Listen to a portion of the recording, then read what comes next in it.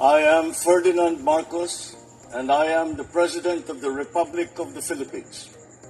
I stand today on behalf of 110 million Filipinos.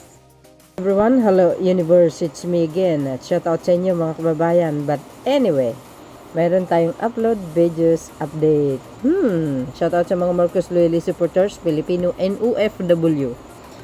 Oh, diba guys? Today is January 31, 2026. Wow!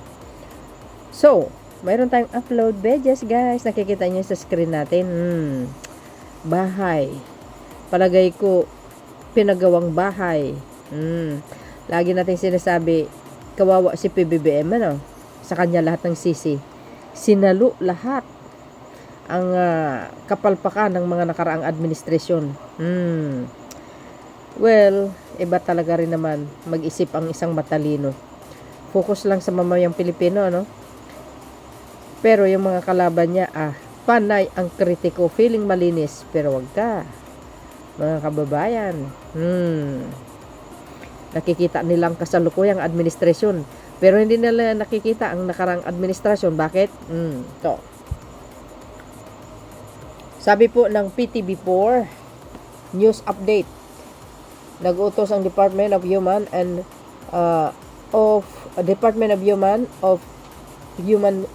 Settlement and Urban Development, ayan, which is ang DSOD nga in short, nitong Biyernes, January 30 sa Social Housing Finance Corporation, ayan,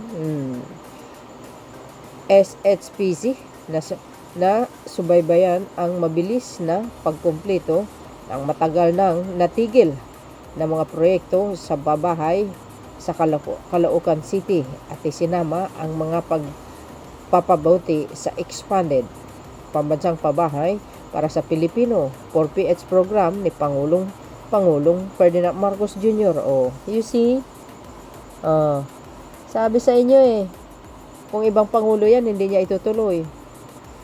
Sayang, nakatinggal lang mga kababayan. Anong ginawa nila doon?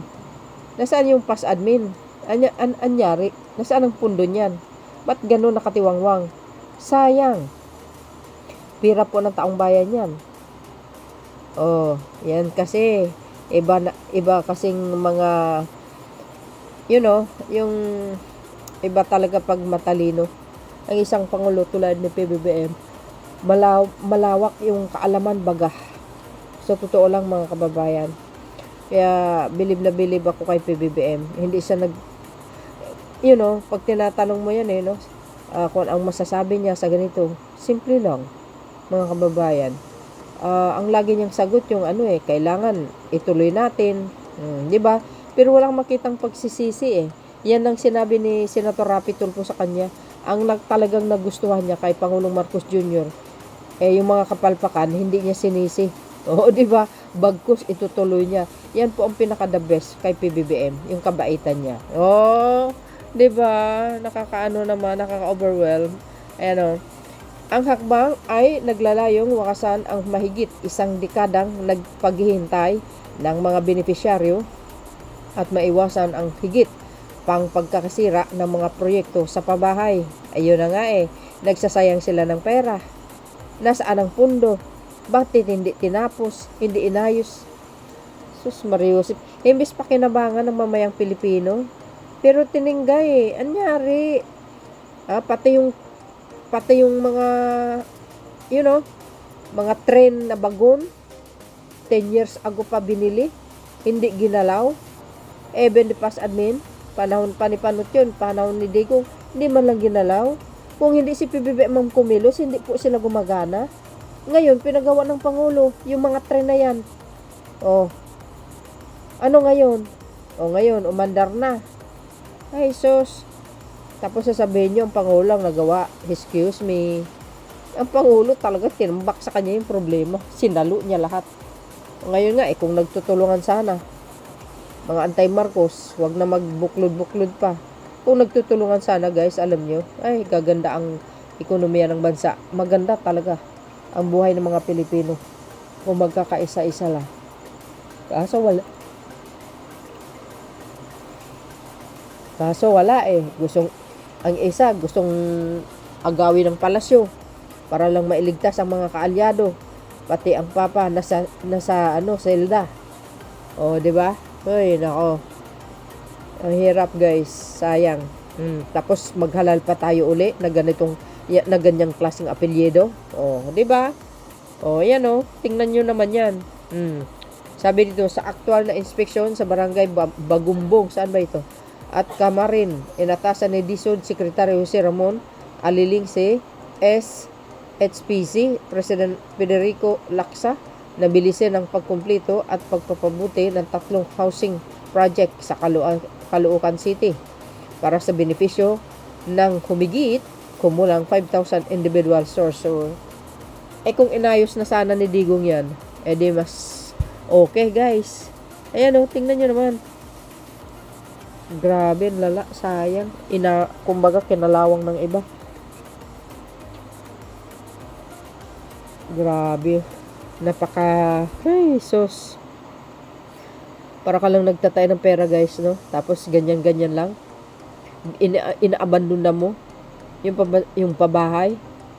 Alam nyo, hindi lang dyan sa Caloocan, hanggang doon sa Samar. Mayroong pabahay doon. Nakita nyo yung pabahay ni Pangulong Marcos Jr. doon? O, mayroon sila natuklasan doon ng pabahay na hindi pa natapos. Ayun, inayos ng Pangulo. Ngayon, ginamit na. Magagamit sana yung mga kababayan natin. Wala eh. O, ito na naman, sa Caloocan. Ayan. Tingga na naman. O, ngayon, binisita. Kita yung siguro sa litrato na yan. O, itong mga highlights. O, ayan. O, you see, sayang guys. O, sayang talaga. Kailangan maitutuloy eh. Alam nyo, nakita nyo ngayon mga yung mga pambansang pabahay ng Pangulo? Ay, sus, walang nakatingga. Ang iba under construction. Yung iba natirahan na. Ang ganda-ganda pa. Nilagyan ng covered court, palaruan, lahat, simbahan. Ayan o. Tapos sasabihin nyo, the best president si Digong. Mahiya kayo sa sarili nyo, ay. Di ba? Tingnan nyo naman. Grabe. Kung tinapos ito, guys, ang dami nakinabang to. O, ayan o. Wow. O. Sus Mariusip. Kawawa yung pera ng bayan. Mga kababayan, sabi dito ng mga nagko-comment. O, isinasali natin yung ating mga kababayan, yung mga nagko-comment. Diba? O. Duta Legacy na naman yan. Ay, nako. Diba? Yan, yung pabahay na di tinapos ng previous admin. Ngayon, tatapusin ni PBBM. Tapos, aangkin na naman ang mga dutay. Yun yung mga masaklap, guys. You see? Grabe. Anyari. Nasaan yung mga pundo niyan? Pangulong Marcos Jr., guys, yung mapabahay niya. Tapos na yung iba. Oh, diba? Grabe kayo. Gawin niyo muna para maramdaman ng taong bayan, hindi yung mauuna ang pangako. Lagi naman napapako. Siraulo ka pala eh. O, itapal ko sa pagmumukha mo yung mga pambansang pabahay ng Pangulo, tapos na. Sa Davao nga, mayroon eh. O, walang pangako na hindi na tinupad ng Pangulo. Ay, yung 20 bigas, 20 per kilong bigas. O, di ba hindi niya pangako yun, pangarap niya lang. O, ginawa niya ng paraan. Ayun, natupad ang pangarap niya. Ngayon, umiikot sa buong kapuluan ng Pilipinas ang 20. O, selected, O, pero, guys, sa totoo lang, kahit siguro naman sa inyo, pero sa amin dito, yung presyo ng bigas, afford na afford. O, 30 plus, 35, 32, ganun, 38. Di ba? Ayos yan, nang may maibida siya sa flagship program. O, kinukurakot ang budget tapos iiwanan ng kontraktor. O, ngayon dito niyo masasabi, Marcos administration ng kurakot na admin. Oh, excuse me. Yung mga nangangurakot panahon pa ni Digong yan. Namimihasa sila, ang akala nila hindi sila sitayin. O, nga. Si Diskaya nakulong. Iba pa. O, tama yan. Kinukurakot naman talaga. O, tapos yung iba may komisyon, di ba? Sayang naman po talaga ang pera kung hindi ipamigay iyan sa mga mahihirap nating kababayan. Yun lang. Para sila nagtatay ng pera. Siguro baka may mikos-mikos yan. Malamang naibulsa nila ang pondo ng nagdaan admin. Ay, nako. 'Di ba? See? Kahit ito sana mahawakan ni BP Sara, magkaroon siya ng programa. Negosyo. Negosyo ta. Dai. O, 'di ba? Magkaroon ng issue. Nagpakawala ng pera. Uy, sus, wala. Kaso wala eh. O, si Sara walang achievement. Nasa ibang bansa lagi. Yun ang achievement niya. Yung pagkalakwat Sara niya. 'Di ba? Wala naman siya nagawa. Tapos gusto niyo maging presidente, pakawan. Putik. Wala, wawang bansa. Ha? Pulpul yung utak. My goodness, bangag yata 'yun eh. Bakit nasabi ko 'yan? Eh di ba hindi niya na-explain yung confidential fund niya? Kaya na-impeachment nga siya eh. O di ba? Pagbisita, yung makita for inspection, kung tingin lang anong silbi. Ikaw naman eh, para nga makita, eh sira ulo din pala to eh. No, hindi mag-isip. Natural inspection, makita kung saan banda ang dapat gawin. Oh, di ba? Ano pa ang problema? Lahat. Kailangan ng bisita. Ibang klase ka din ng utak, utak dilis ka rin. Yan oh, may mga taga loob dyan na nagbibenta ng mga unit dyan. Muntik na ako na mapabili ng isang unit dyan. Buti na lang nag-due diligence ako. Goes. Diba guys? So yun mga kababayan, anong kapalagayan nyo sa pambansang pabahay ni Digong? Inamag, kawawa si PBBM taga-salo. Thank you guys for watching. See you again on the next upload. Ayun mo balang humusga mga kababayan.